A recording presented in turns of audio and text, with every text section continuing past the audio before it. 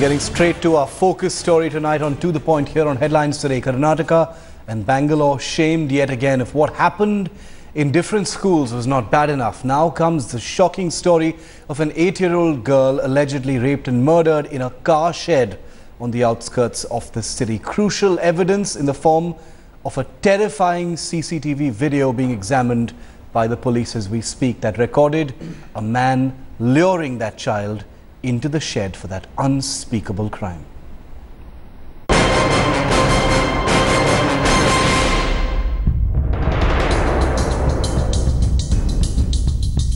This CCTV footage showing this man taking the child into the shed is the most conclusive piece of evidence available with the police.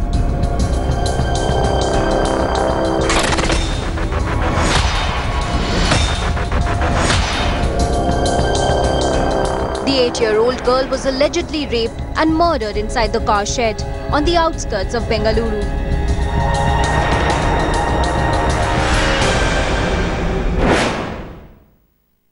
ಹುಬ್ಳಿಯರ್ sir ನಾವು ಅಲ್ಲಿ ಫ್ಯಾಕ್ಟ್ರಿಯಲ್ಲಿ ಕೆಲಸ ಮಾಡೋದು sir ಅಲ್ಲಿ ನಾವು ಬಂದು 5 ವರ್ಷ ಮೇಲೆ ಬಂದು ಸರ್ ಮಗು ಕಾಣಲಿಲ್ಲ ಅಲ್ಲಿವರೆಗೆ ನಮ್ಮ ಹುಡುಗರಲ್ಲಿ ಇದಕ್ಕೆ ಹೋಗಿದ್ರು ಸರ್ ಹುಡುಕಾಡಕ ನಾ ಇಬ್ಬರು ಕೂಡ ಮನೆಯಲ್ಲಿದ್ದೆ ಸರ್ ಇದ್ದಾಗ 4 ಹುಡುಗರು ಬಂದು ಇಲ್ಲಿ ನಿಮ್ಮ ಮಗು ಬಿದ್ದೈತೆ ಅಂತ ಹೇಳಿದ್ರು ಸರ್ ಅವಾಗ ಬಂದು ನೋಡಿದ್ವಿ ಸರ್ ಬಂದು ನೋಡಿದಾಗ ಯಾವ ರೀತಿ ಇತ್ತು ಯಾರು ಇದಿಲ್ಲ ಸರ್ ಬಾಯಿನಲ್ಲಿ ಬಟ್ಟೆ ಇತ್ತಂತೆ ಇದೇ ಪೇಪರ್ ಇತ್ತು ಸರ್ ನಾನೇ ನೋಡಿದ್ದೆ ಸರ್ ನನ್ನ ಮಗಳನ್ನ ಪೇಪರ್ ಅಲ್ಲಿ ತುಂಬಿದ್ರು ಸರ್ ಈಗ ಮಗು ಏನು ಮಾಡ್ತಿತ್ತು ಸ್ಕೂಲ್ ಹೋಗಿತ್ತು sir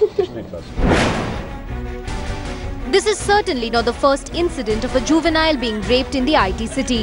In 2014 alone, 5 minor rapes were reported from the city, raising several questions about the safety of children here. In this case too, the police registering a case under the POSCO Act.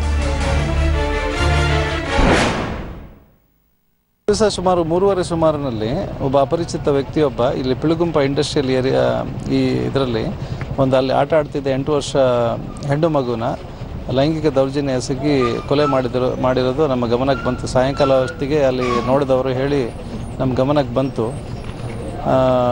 ಆ ವ್ಯಕ್ತಿ ಯಾರು ಅಂತ ಇನ್ನೂ ಗೊತ್ತಾಗಿಲ್ಲ. ಈ ಸ್ಥಳೀಯ CCTV ಕ್ಯಾಮೆರಾದಲ್ಲಿ ಅವರ ಒಂದು ಚಿತ್ರಣ ಬಂದಿದೆ, ಆ ವ್ಯಕ್ತಿ ಬಗ್ಗೆ ಬಂದಿದೆ. Even as child rapes continue to rise in the state, the Chief Minister and the state administration choosing to remain silent. Based on the CCTV footage as well as statements of the victim's family and neighbors, the police have detained a few suspects. This incident has sent shockwaves through the small town because clearly civil society outrage has not been good enough to deter such men from committing such horrific crimes. Pratibha Raman, Hoskote, Headlines Today.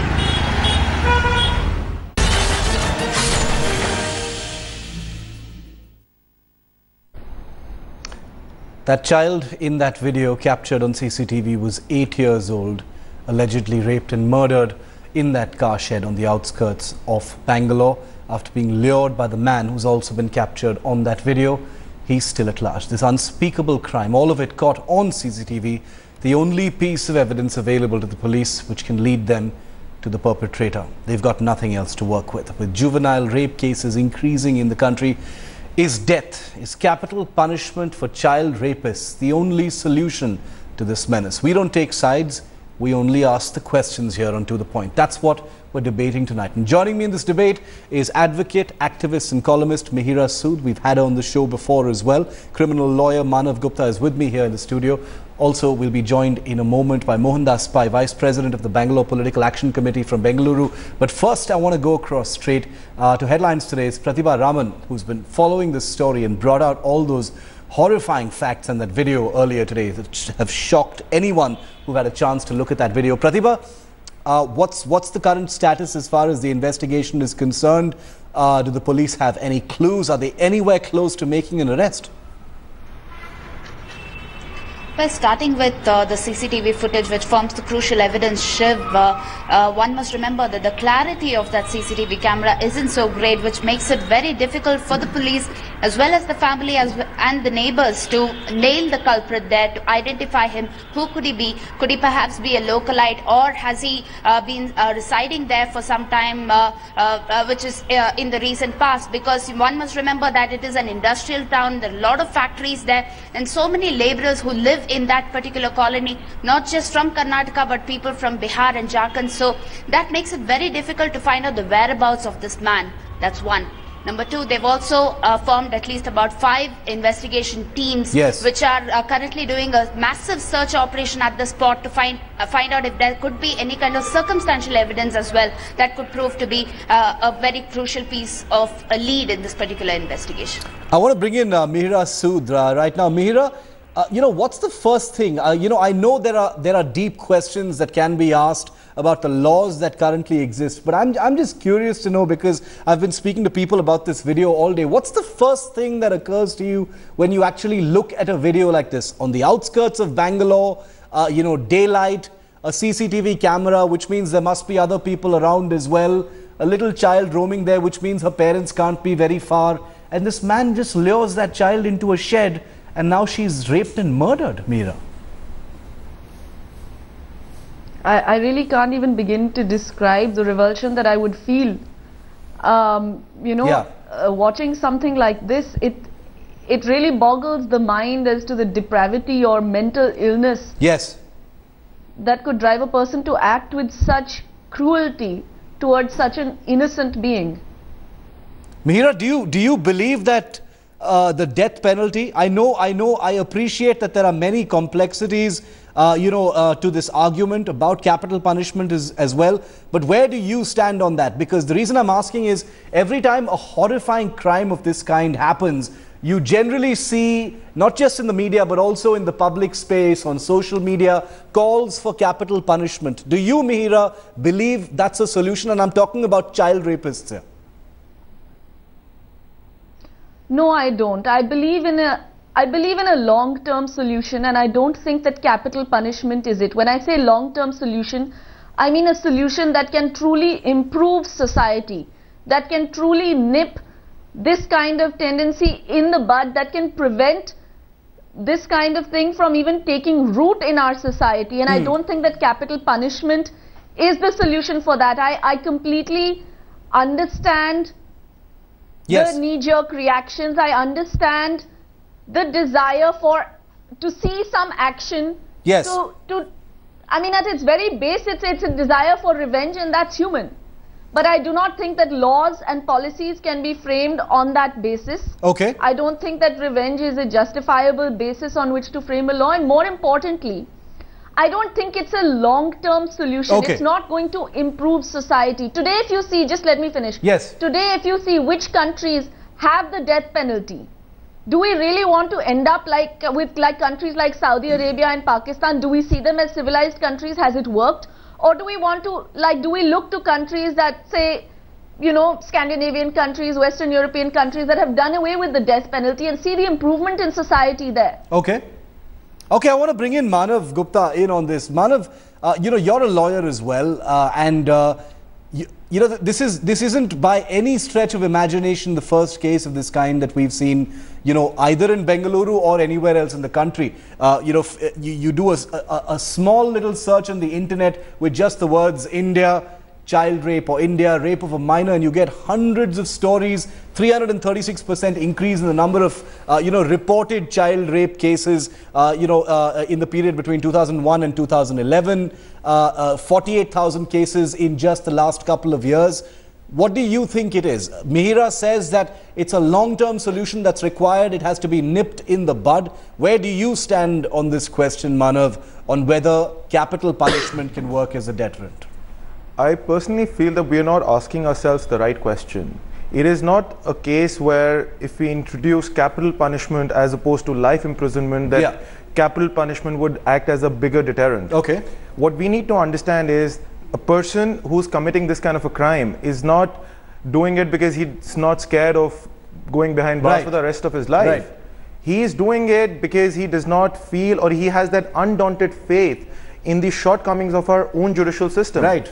People feel that we can commit rape, still nothing's going to happen, we're going to go scot-free. Right. Life imprisonment is not, from any stretch of imagination, a lesser punishment than capital punishment. Having said that, capital punishment in these kind of cases, I feel, should be introduced not as a deterrent, but because I feel that these kind of people who actually commit child rape, who actually commit this kind of an inhuman act cannot be reformed. Years, decades, you cannot change them. So I feel that there is no space for these kind of people in our society. Okay. For that purpose, if you bring in capital punishment, that's fine. But as a deterrent, the system in place is, as it is, very, very stringent. We only need to ensure that whosoever commits a crime, he pays the price for it. Okay, Meera, would you like to come in on that? Manav Gupta has a strong point. Yeah, it's a complicated issue, but a strong point. He says that child rapists cannot be reformed and they deserve the capital punishment. Yeah, I just want to say I completely agree with him that deterrence doesn't really apply here. Life imprisonment is no less a deterrent, and any psychological study of people who have committed these offences, of convicts in prisons, shows that the nature of the punishment was not even on their mind when they were committing these crimes. Yes. Right? So the question of deterrence doesn't apply. As for whether or not people can be reformed, and if they cannot be reformed, then they should be done away with, there I beg to differ slightly. It may be possible, even if people cannot be, some people may not be reformed. Okay. Right? Let's assume for the sake of argument that they can't. But the other reason I'm opposed to the death penalty, yes, is simply that it breeds a more violent society. Okay. It sends across the message that the only way to assert power is through violence. Right. Right. And that is precisely where sexual violence begins. Okay, and you're also saying that power comes through violence. That's the message. And you're saying that the laws, in this area can't be based, on the fundamental instinct of revenge either. But I want to, get back to the specifics of that video once again, because we are talking about the outskirts of Bengaluru, where my colleague Pratibha has been reporting on this. Pratibha, for the last 6 months, I know that you and your team have been reporting on, I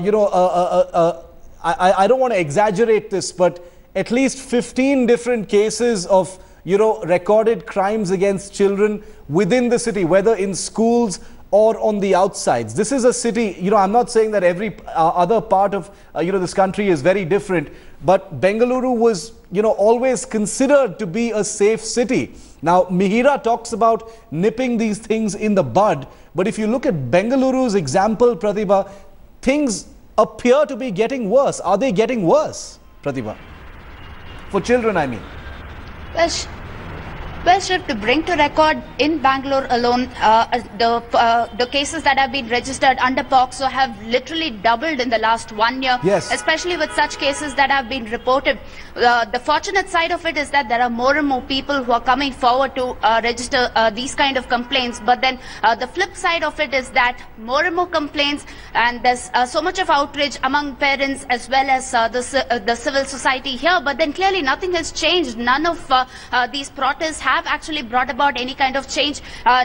Even the government does not really wish to take any kind of stringent action in this. In fact, soon after the spate of incidents, there's been several measures that have been undertaken in terms of implementation of school guidelines and different other aspects of it. But when it comes to what happens in reality on the ground, none of this is actually implemented in the right manner or the most stringent manner. Manav, I want to bring you back in, and I have a specific question now, Manav. Do you feel there's a lack of decisiveness as far as, the investigation administration is concerned, the way the judicial system actually works, even when it comes to heinous crimes like child rape? And that's part of the problem? I agree partly. Presently, there is a problem insofar as the investigation, the whole judicial system, everything works. It takes more number of years than it should. Yeah. But having said that, now in the recent past, what I feel is that more and more stringent laws and dedicated courts meaning special courts are being set up for particular types of crimes. For instance, for child rape. Yes. There is a special court which is being set up which would only deal with offenses to do with children. Yes. We just need to ensure that these courts are set up in each and every district. Right. And they do their job to their best capability and not let these cases linger on for years with time frames, etc. That's what you're saying. Mihira, I appreciate the point that you made to begin with, Mihira, about how this needs to go to the grassroots. There needs to be a long-term solution. There can be no argument with that sentiment. The question I have as a journalist, and I imagine that this is a question that others would have as well, is there obviously, for a country as large, as complicated and, almost unmanageable and ungovernable really as India is, what kind of lead time are we really talking about? What kind of effort are we talking about, before these numbers actually start to come down? Because as Pratibha said, the number of, attacks on children in Bengaluru has increased by a factor of 100% in just the last 1 year. Yeah. Can I just say, I think there's a slight over-reliance on the law in this regard. The law certainly has a role to play in transforming society. But we also have to keep in mind that sexual violence is not just a legal problem, it's a social problem. Right. Right? So, I don't think that it's really a fruitful argument to say in the last 2 years nothing has changed. Societies don't change that easily. We need to, at the end of the day, sexual violence or the rape of children or the rape of anyone for that matter stems from a certain mindset that many aspects of our social life encourage. So that means... So what we need then is, what we need, yes, we certainly need legal solutions, we need stronger laws, we need faster laws, we need more efficient justice. Yes, but Mihira, one of the problems is an active focus. One of the problems, and this is one final point. An active focus on transforming society. Absolutely, but one of the problems with the word mindset, in the Indian context is, it usually means that the problem is indefinite. Because when we talk about mindset in the Indian context, it sounds like this enormous monster that can never be changed. That's the root of it, right? And I think that's where the calls for death penalty come from. That people are so frustrated with the pace of social change. That legal change is seen as a quick fix. And that's the thing I want to guard against. That laws can never be your quick fix. I understand that that's not a popular sentiment right now. But we cannot govern on sentiment.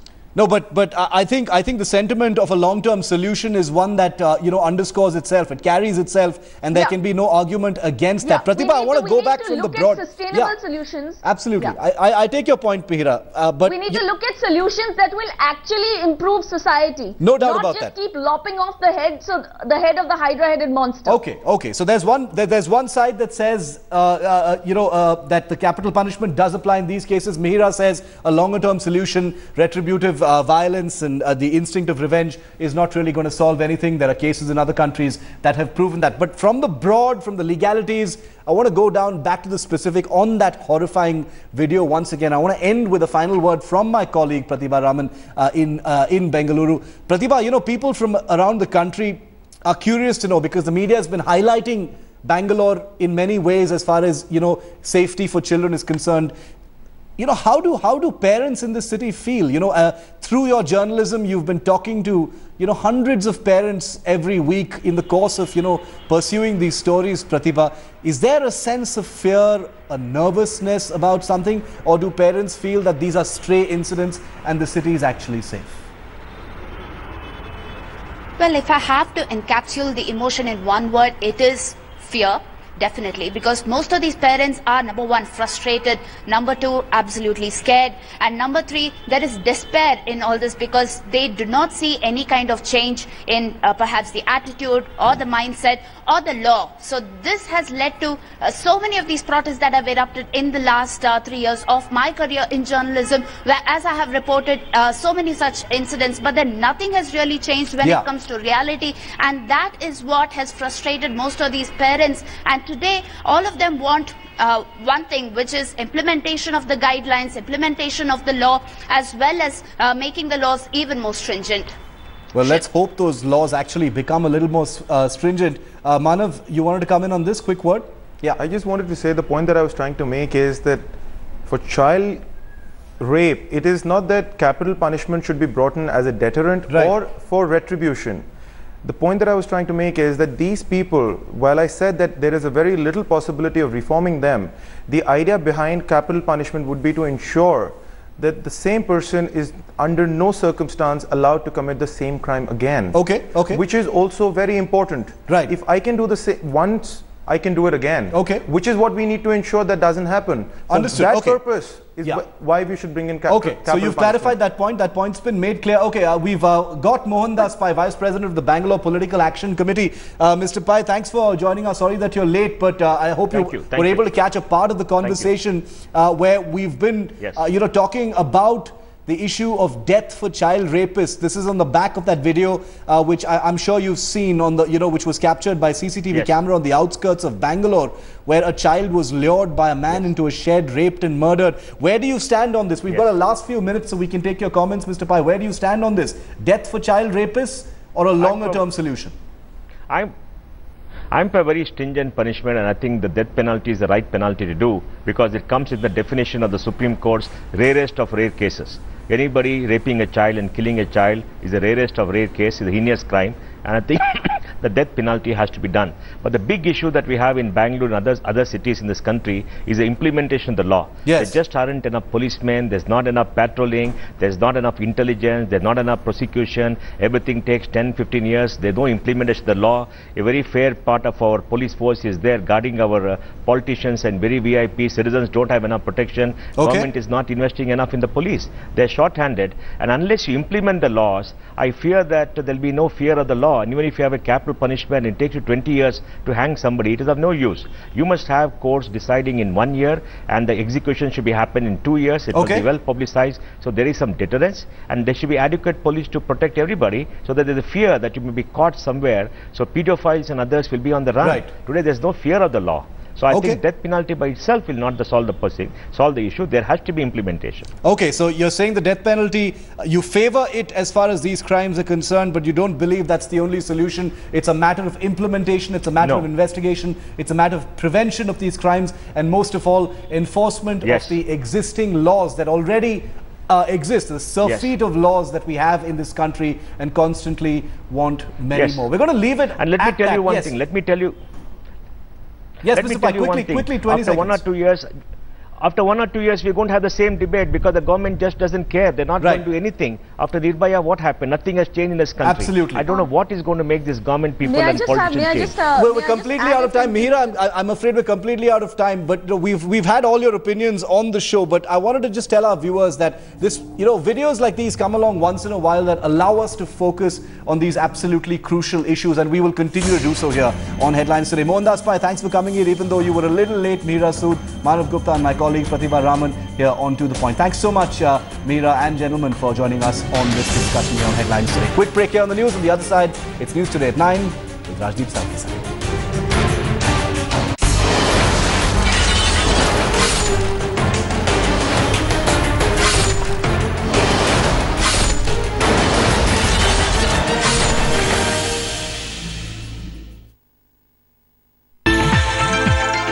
Live Pure, Aroka Expert presents To The Point in association with CNS MCB and RCCB for triple protection. Rahul खेलने दो, हमेशा बीमार रहता है। पानी check किया? आरो का पानी देती हूँ। भरोसा सिर्फ आरो के एक्सपर्ट लिव प्योर पर, जिसकी यूवी और आरो 2000 मेम्ब्रेन की शक्ति हर तरह के पानी को करे सबसे शुद्ध और बीमारी रखे हमेशा दूर। Come on India, live pure. 3 ताले यानी ट्रिपल प्रोटेक्शन, बिल्कुल सीएनएस के एमसीबी और आरसीसीबी की तरह, क्योंकि ये आपके घर को महफूज रखते हैं बिजली की 3 बलाओं से: ओवरलोड, शॉर्ट सर्किट और शॉक।